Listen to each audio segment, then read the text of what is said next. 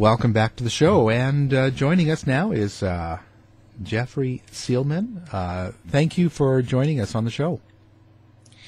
Thanks, Warren. I'm just happy to be here. Well, that's a good start. So, how's everything going for you before we get into anything? Doing well, and essentially putting together a third book at the moment, and about negative energy and things that happen in our daily lives, veering away just a little bit from some of the other issues that I deal with in my business, such as negative spirits and demonic spirits, which are two things that are real popular. Right. How did you get into that? Like, where did it start for you? Day I was born. I was born with psychic abilities. I was able to see spirits when I was a child. Also had premonitions of things that were going to happen, which came true. The small things like in my family. And so it kind of startled my parents and also the teachers at school, and talking about seeing some spirits in the classroom around my classmates, in my first few years of school, was greatly disturbing to them. And so I lost friends before I could even make them. And so I learned to shut up very early on in my life. Just back in I was born in 1959, so we're talking 1965 or so. It just wasn't all that popular of a subject, I mean, in certain circles it might have been, but in the general population and where I lived, you don't tell your teachers that, there are semi-visible people in the classroom, and I had, like I said, I had premonitions that came true and alerted my parents, and they had brought me in then for testing at a hospital to see what was going on. And so what happened out of that was that the hospital kept me overnight for one of the tests and put some electrodes on my head, and I was awake for the whole night. I have a hard time sleeping with electrodes on my head, I found out. Yeah. And so they just said that I had, the equivalent of ESP, whatever they called it at the time, because they didn't really tell me anything. I was so young. My mother didn't really fill me in on any of that until long after I'd even started my business. I went to high school, and I always knew when trouble was coming. So if people were outside doing something they weren't supposed to do, I always had this little bell go off in my head. It wasn't really a bell, but it was sort of a warning thing. And that the teachers or the principal or the police or whatever would be coming around the next 15, 30 seconds, and so I always got away with stuff, and so people learned to kind of bring me along when they were doing things, because then they could use me to know when to run. And so that's kind of what my job in high school was. I also did some homework occasionally, and yes, and after that, I went in 1978. I went into the Air Force, of which also I skated through a few things, knowing when trouble was coming. And after I got out of the Air Force, I studied metaphysical concepts, including spirit communication, good and evil, the nature of spirits, all sorts of things, for about 10 years. I sort of fell into a group of people who were doing some Ouija boards. Didn't have much of an interest in it at the time, but I decided, since one of the people, the leader, was my girlfriend, my new girlfriend, I decided to attend anyway, sort of just in the background. I really did sit away from the table. I just didn't know what was going on. So some of the people in the group, the group had been going on for 20 years, very intelligent people, had different really great jobs in society. It was not a religious group. And they were having troubles in their apartments and homes. And it actually came through the Ouija board that, hey, you should have Jeffrey take a look at it. And I thought, me? Well, I might know a lot about these things, but I never studied really how to get rid of them. And so I went over to the first apartment, and it just came to me out of the blue, what to do. I saw something moving around in this apartment, and I threw some energy at it, and it, took off and never came back. And it happened a second time, and so they were quite startled, this group, because some of them were adept at dealing with metaphysical issues. This would be about 1990. And I had it recommended to me that I bring this to the public to help them. So I put a small ad in a very small newspaper in the city I was living in, and which really brought pretty much no attention except from the newspaper itself. So I really didn't get any jobs. And as a matter of fact, the first job that I got,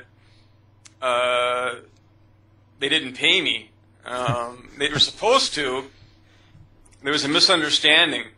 And so that was kind of a letdown on your very first job, Yeah. And they also had quite a bit of money, too, so that kind of, was like, wow, And so that it didn't deter me, but it wasn't a great moment in the first time. And so, but it did attract attention from the newspaper itself that I was doing this.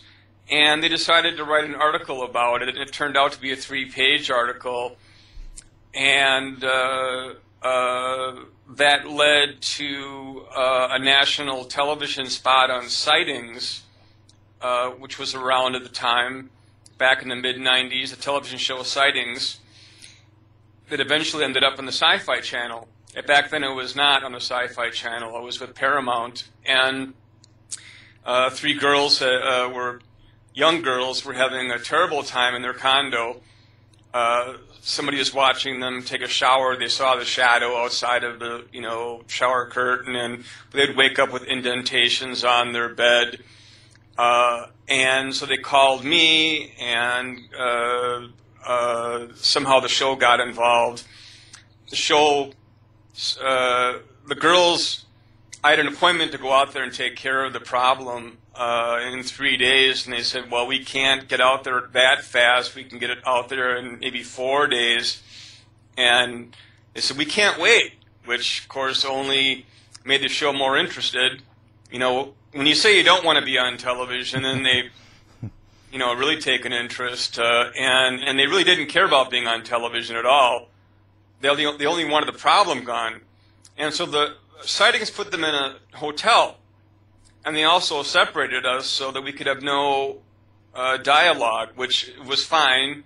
I don't really need to talk to them. I'd already talked to them anyways about what was going on in their home, but I was not allowed to talk to them. And so I went out there for the shooting, and it was successful. I got rid of the problem, and the problem never came back, and that just led to more work for me and more television and radio. Wow. Now, when you were originally going through all of this, it's kind of, especially in the 60s and even the 70s, so were you brought up in a religious sort of family or surroundings? Like, did this sort of, it seemed to be a little more negative back in those days. Like, if you were talking to the dead, you were probably with the devil or demon. It's a good point you're making, Warren. I was brought up in a home that was actually not religious in any way. They, in the beginning, they attended church, and then they said they left for political reasons. I mean, as far as they felt the church was getting political, it was just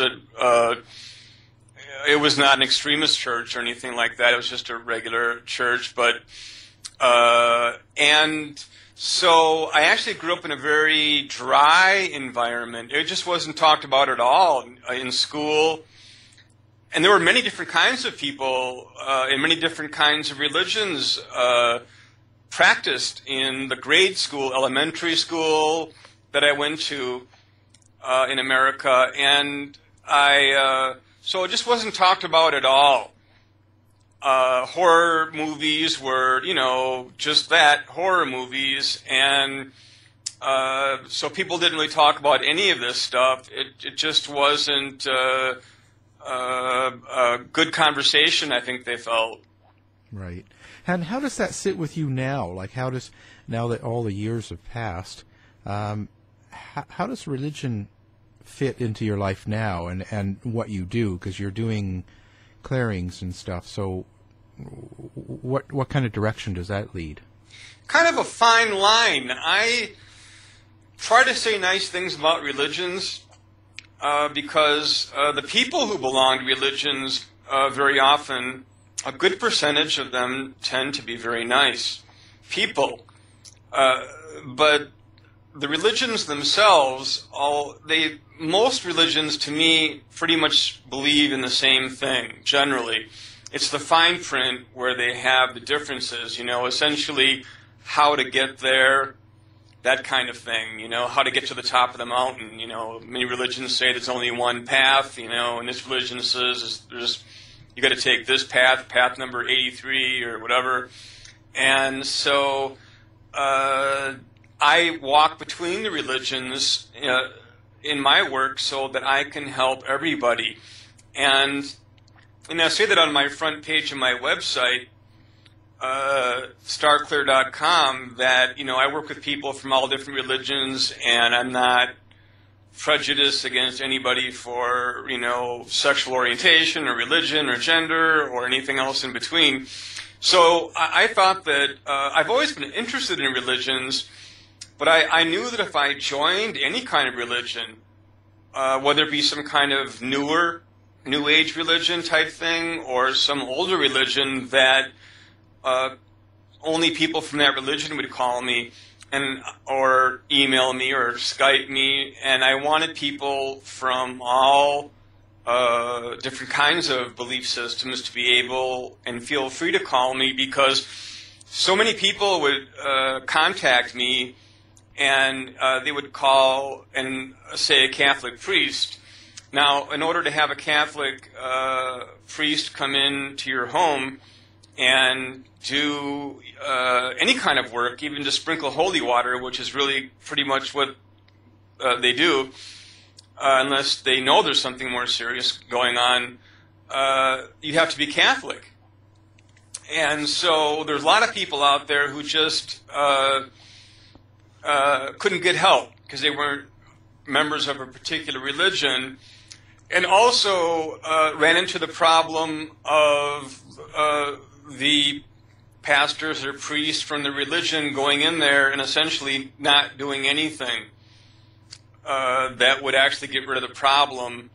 And many of my clients have reported, too many of my clients have reported actually that the leaders of the religion that were supposed to help them would actually become frightened and just make up excuses and leave. And, of course, that did my clients no good, and they would call me, finally. Right. And I noticed on your website you do a lot of self-teaching, or teaching for people, helping them to learn things themselves, like learn protection at home. And that. So do you think everybody has the ability to connect with past ones? I think we're all connected. I believe that we each have two levels to our system, the physical and the non-physical. The non-physical is all telepathic, meaning non-physical communication. And it's kind of like a river. It's running between each and every one of us, and it's happening right now. So we all have psychic abilities. It's my belief, Warren, that spirits have no physical attributes, meaning they have no ears, no eyes, no mouths, or anything like that, so they communicate telepathically, essentially mind to mind. They can create eyes and ears by visualization. creating their form and image and clothing, not through cloth, but something that looks like it, but it's just energy. And so we all have that happening, but we're not necessarily attuned as much to it as we could be, because we are so focused upon the physical world, because our eyes and ears are geared toward the physical universe. And so what do we need to protect ourselves against, like at our home or work?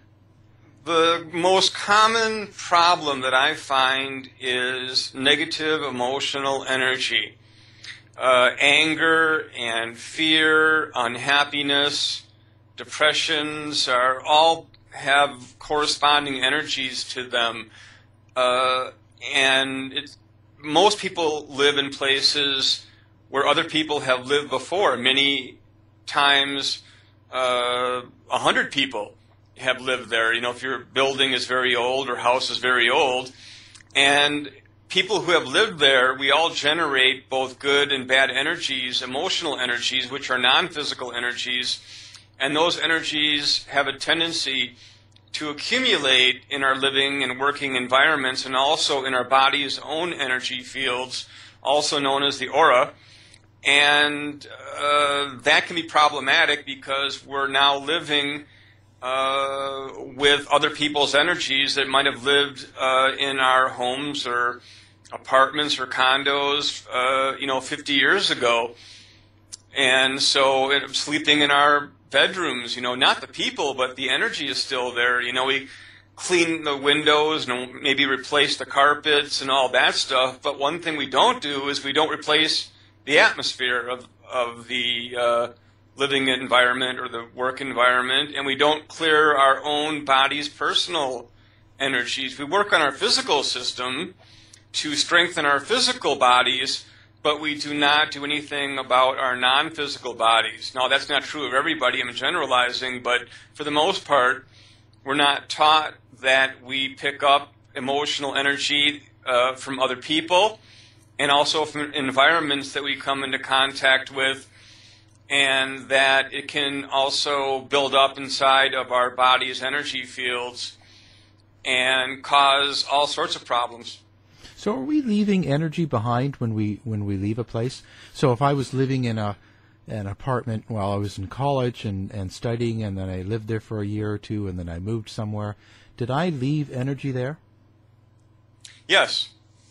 We generate emotional energy as easily as we generate sweat, so anytime we're in any place, we're essentially generating emotional energy, which is a non-physical energy. And even people who visit the place where you live are releasing emotional energy into the atmosphere. So there's a very large accumulation. So you can imagine how much emotional energy could be trapped and left behind in our living environments and our working environments. Yeah, I was going to say the work one would be intense if you're working at a warehouse or a store where there's 200 people, and yeah. Yeah, and even smaller amounts as well, that say that you're working in a restaurant. Maybe there has been 2 restaurants or 10 restaurants or 20 restaurants there before that. Those restaurants eventually failed or sold or something, but usually there's some kind of failure. With that is going to come a lot of anger and depression and hopelessness. And so here the new owners come in and they spend lots of money on the renovation, on maybe putting in a new kitchen in the restaurant, new tables, new chairs. What they forgot to do is clear the atmosphere, have the atmosphere cleared, and people come in and everything looks great, but it doesn't feel great. And people don't like eating in restaurants that don't feel right. And we can feel it. I mean, I think everybody has had an experience of going into a restaurant or a shop or somebody's home and saying, hey, this place doesn't feel really good. It feels kind of weird. it feels uncomfortable.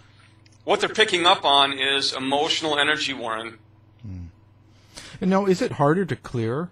So when you're in a place that has some emotional energy, that's one thing. But where there is severe emotion, like maybe a murder or a big betrayal or some huge slaughter or some real negative thing, is that a harder place to clear than a normal place? No, not really. There are some misconceptions about that. That is certainly, those are negative events that happen. What the real danger is the buildup of emotional energy. Now, when real negative events happen in a certain place, it can attract negative spirits because there is negative energy, and also some negative spirits consider it to be sort of like a shrine. And, this negative event happened there, just like we might consider certain places where good events have happened or bad events have happened in history to be sort of like a shrine or a very important place. Negative spirits can be attracted to places where bad events have happened. If there's a lot of emotional energy in the environment from that event, which does happen, it can happen, or just from the history of the building, that can actually make them feel stronger. It's kind of like thickening of soup, and it makes it easier to transmit emotional energy when there's a lot of emotional energy in the environment. If a negative spirit is going to attack a person or a family, it's much easier to do in an atmosphere where there's a lot of emotional energy. It's a lot easier to transmit emotional energy like rage and anger and hatred. And so we don't know where it's coming from. And since we don't see the spirits, we think that it's just us. And it may be just us.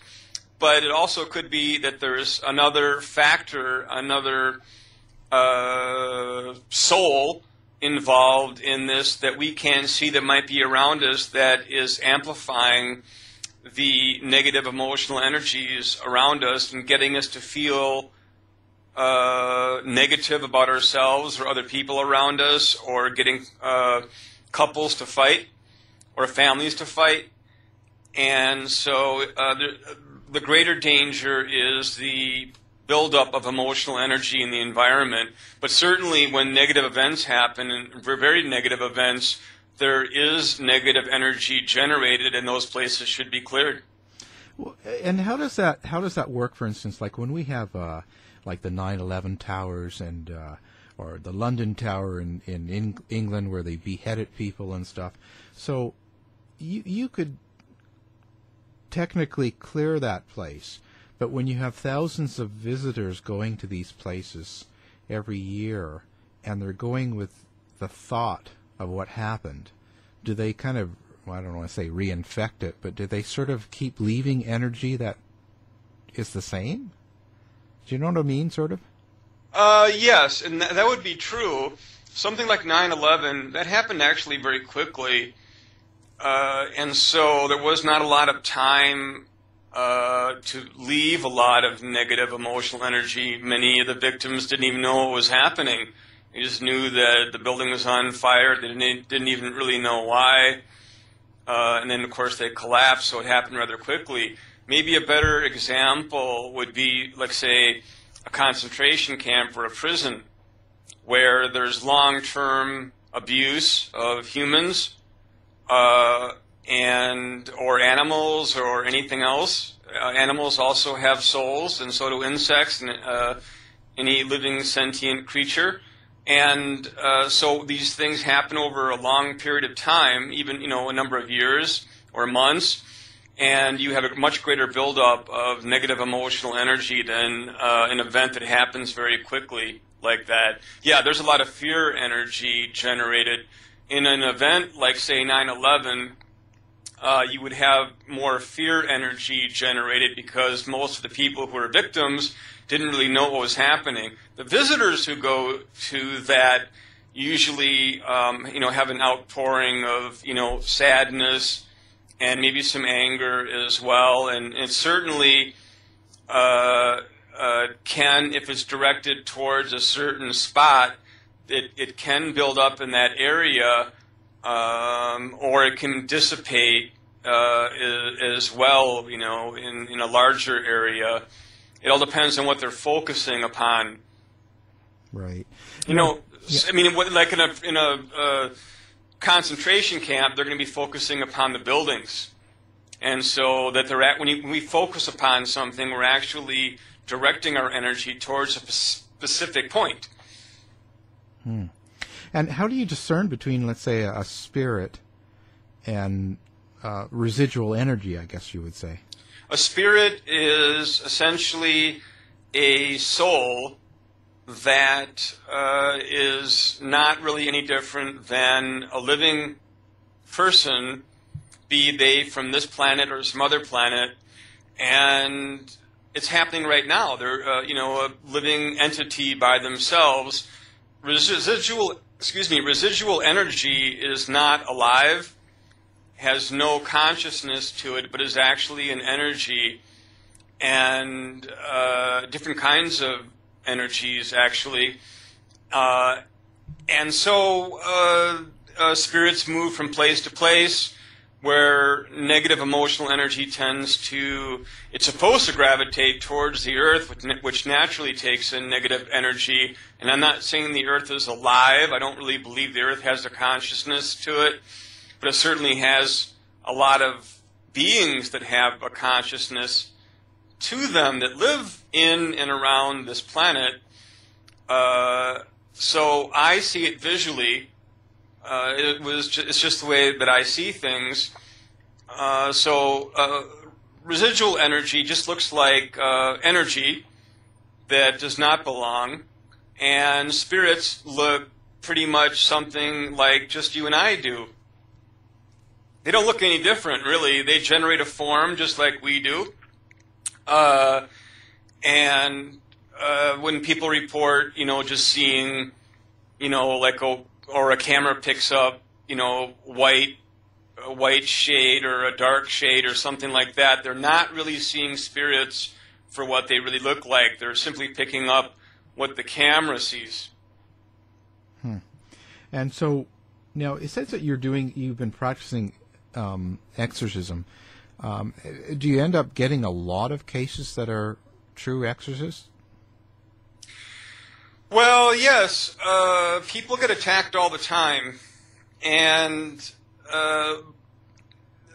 negative spirits try to get people to do negative things. And so that would be under the category of spiritual or psychic attack.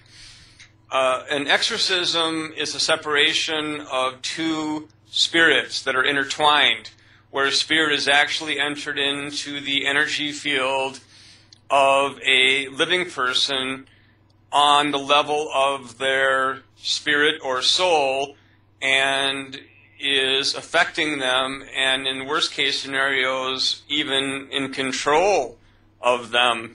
That is far less common.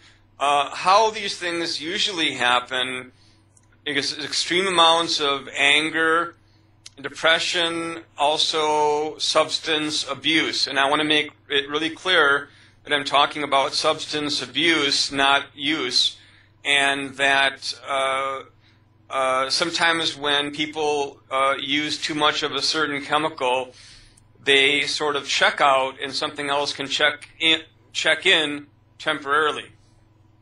Temporary possession, essentially, is what it is. So that is it happens. But if they're completely possessed, Warren, and they're being directed and controlled by a spirit, the last person they're gonna call is somebody like me. I mean, they're not going to let the person call me. If they're in complete control, they're not going to let somebody call an exorcist, that's going to evict them from a person or a home. It's usually what I run into most often is people who are under attack, and they are either being affected by negative emotional energies that are in their living environment or at work, or are coming from somebody around them, or a spirit that is in their home or coming into their home for a little bit at a time. And I have to say that because another misconception that I run into is that spirits live in people's homes. Spirits don't need shelter, and they don't really need to live in people's homes. If they want to go around and cause trouble throughout the day or throughout the night, they can hit 100 homes. They don't have to stay in one particular home. They can just go from one home to another. And they very often do that. So they're into a home and trying to disrupt people's sleep or making their presence known, and then maybe off to the next home. Because they can travel instantaneously because they're not subject to physical limitations. They don't have to go and take a car or a jet plane or anything, whatever. They merely visualize where they want to go, and with a little bit of belief and impulse, they actually make that happen. Visualization and imagination and belief act very differently scientifically on the non-physical level than they do on the physical level. So all of this is essentially science, and I make it quite clear on my website. I've been doing this for 23 years professionally. I make it quite clear when I do radio and TV shows, all of that, that it's very important to understand that spirits are able to do. I have essentially no problem with physical science, is what I'm trying to say. That there's no argument between me and physical science. It's valid, and so as we progress and become more perceptive, then physical science will run into non-physical science because it's completely interconnected, and there's just no opposition or problems between these two sciences. Now, do they have intentions when they travel? Let's say these spirits, that are they attaching themselves to people, or are they just going house to house? It all depends on what they can accomplish. If they can get somebody to do something negative to other people, then they'll continue to work on that person. They come close to that person and they generate thoughts, rage, anger. That person will probably believe that it's coming from themselves and that it's justified and all of that. And it builds up and builds up until they do something about it in a healthy way or unhealthy way, such as striking out, violently. So that's kind of how an attack happens. I think it's very important to understand two things. One is that most people are good and some are not, and most spirits are good and some are not. I happen to deal with the ones that are not. Now, I also have very positive spirit guides around me who help me with my work and teach me things. But we are talking here about negative spirits, but I don't want the audience to start thinking that all spirits are negative when the exact opposite is really true. Most spirits are actually really good and would never hurt anybody and have no interest in getting people to do anything that they would not want them to do. And when they do come down, it might be your loved ones visiting you and saying hello, or somebody, teaching you something, or giving you some intuition or a good business idea, and then they will leave after that. They're not going to, stay around your home. So now on your website, starclear.com, you're giving online lessons and that. So what do you offer for people? What can they get when they come to your website? One of the things that I teach them is how to protect themselves from negative emotional energies that are generated from and by people at work and also in the home and any place that we go, any kind of store, shop, restaurant, how to protect ourselves from that, a multi-layered protection system that does work. Also people who are under attack from people who don't like them, that also is part of it. And negative spirits, of course, how to protect ourselves from negative spirits. I also teach people how to astral travel. I teach people how to clear homes and businesses and also people, which is kind of my newest class. All my sessions are private, by the way, and so they're, even though I might say class, they're all private sessions. I have found it to be not beneficial to teach any more than one person at a time because people tend not to speak up then. And so I teach by telephone, Skype, or through the email. And also, let's see, I teach people how to do what I do, essentially. Okay. Astral travel you mentioned. So what exactly is that? We do astral traveling every night. Whenever we sleep, we actually leave our body. Part of our consciousness leaves our body and goes out and interacts with other people who are dreaming and also spirits who are fully conscious. And so we do astral traveling naturally every night. I teach people how to do it when they're fully conscious. I don't really teach remote viewing. I really don't believe in it. Not to say it can't be done. I just don't think it's a very good idea, and I think it's an invasion of privacy. And so I don't teach people how to do that. What I teach them is how to get in contact with their spirit guides and how to take their consciousness and actually look at other realms, essentially what people might call heaven or other people might call the other side.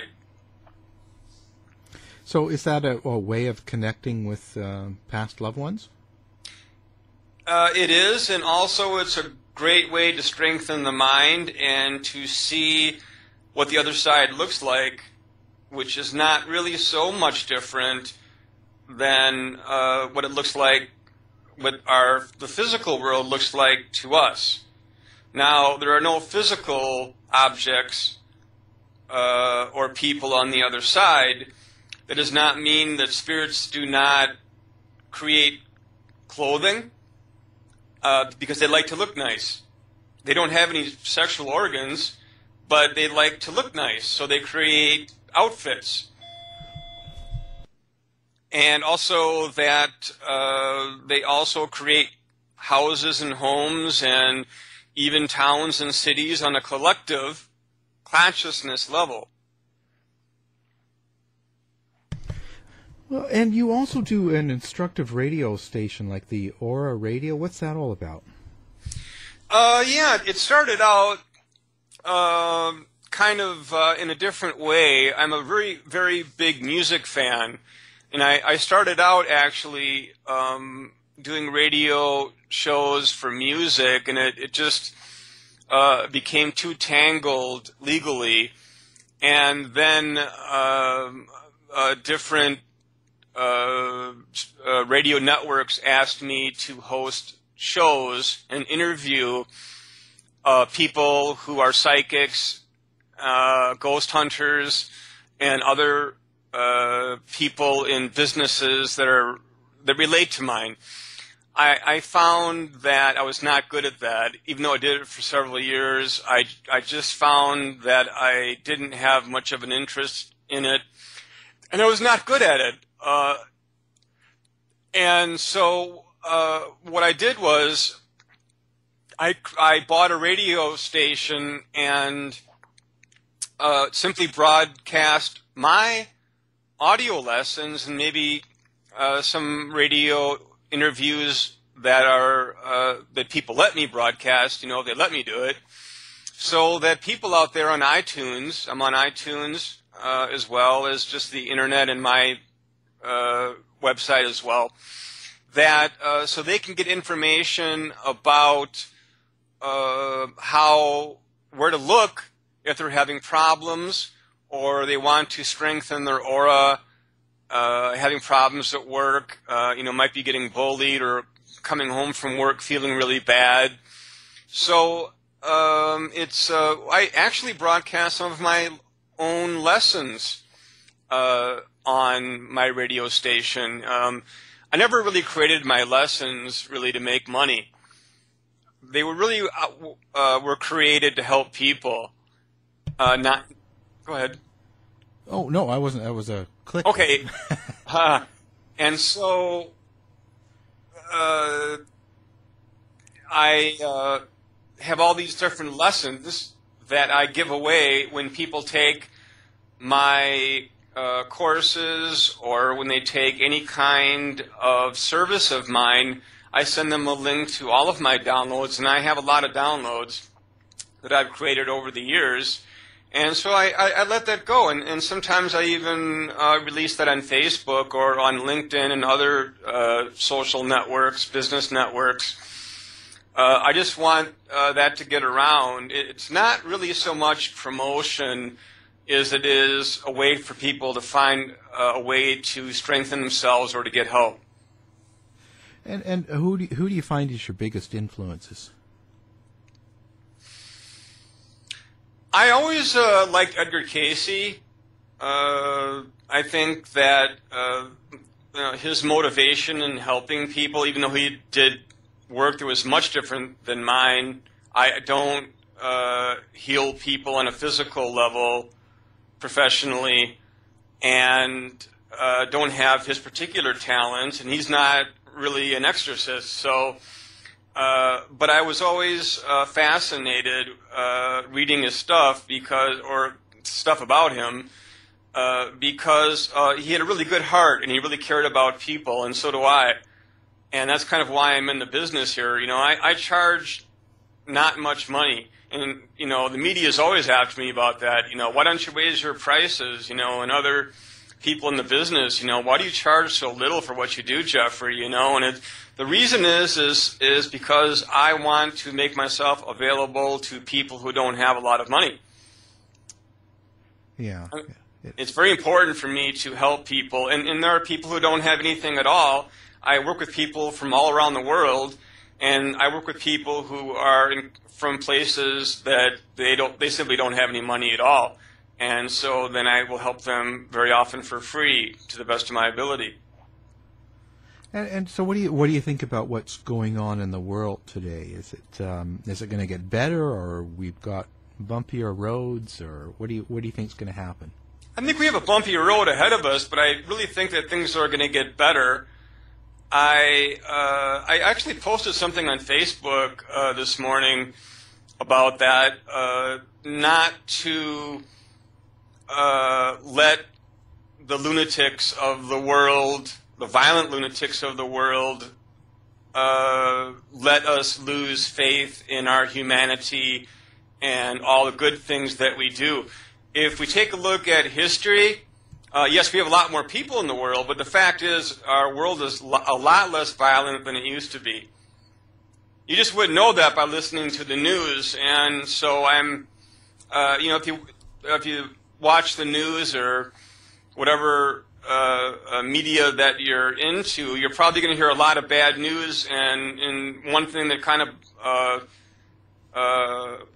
upsets me a little bit is that they never offer any solutions. It's only a report of how many people have died or some monstrous thing that somebody did, but never any solutions. And there are solutions out there, and that includes also problems with our environment, So people talk about everything collapsing and all that, but it's really not true. That actually most people, like I said, most people are really good, and good people need to band together and overwhelm the negativity in our world and the negative things. We just hear about the negative, and the people who do really negative things get front page coverage, all about their lives and why they did this, poor little me, poor, and all the rest of it. Even if it's to cut them down, it doesn't really matter. The fact is, they're getting all the news coverage, but they're not really talking about all the wonderful children that are being born every day in our hospitals or through midwives or whatever, wherever you happen to be around the world. They don't really talk much about that. They don't talk about the good things. They just talk about the negative things. And if it is a good thing, they talk about, somebody being born, it's always, quintuplets or something, It's always some unusual event. Not just a child is being born today in the hospital. That's a wonderful thing. That child may grow up to be president or, chancellor or, a king or whatever of whatever country you happen to live in. Whoever's listening out there, they don't talk about the good things. They only talk about the bad things, and they talk about it over and over and over again. When I was growing up, the national news was only half an hour long. And if you take out the commercials, it was only 20 minutes long. And people thought that was just fine. Nowadays, it's 24 hours a day, and they go over the same things again and again and again until people get the idea that everything is going wrong and horrible, monstrous people are running amok everywhere around us, and it's just not true. Yeah, they're making a real business out of it. Mm-hmm. Yeah. And so now, what do you think the people should do in general for their energy and making their life better? Is there something in general someone can do or step that you can take?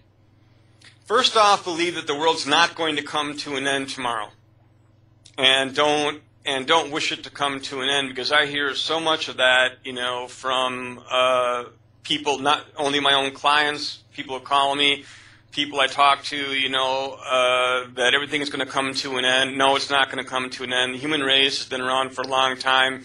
We've gotten through all sorts of difficulties. We're going to be here for good. And as long as this planet lasts, at least, and maybe then we'll go someplace else, before that. And that the most important thing is that we need to learn how to protect ourselves, our body's energy fields, so that we're not affected by negative feelings and angry feelings that are coming from people around us that are having bad days at work or whatever, or people that we run into in stores that are generating negative energy. We walk through the energy that they just generated, and that can permeate into our energy fields. So the most important thing, Warren, is protection. Okay. Now, how do people get a hold of you, and where do they get your information? Starclear.com is my website, StarClear. So just how it sounds, Starclear, all one word, .com, is the best way to get a hold of me, because on my website you can get all the information you'd ever want to know about me. There are copies of some of the radio shows that I've done, which I've got permission to do in television, all of my contact information, telephone, Skype, email, mobile numbers, places you can text me pictures to. So I'm very easy to get a hold of and very friendly, and so don't hesitate to get a hold of me. I don't charge people to ask me questions, essentially for initial consultations, do I need your help, Jeffrey? I don't charge people for that. So get a hold of me. Oh, that sounds good. Well, I thank you very much for taking time and talking to us about what you do and what StarClear is, and I really appreciate it. Warren, thanks for having me on the show. Show's over for now. Was it as good for you as it was for me? Well, good night. This has been a production of the Z-Talk Radio Network. I'll be back.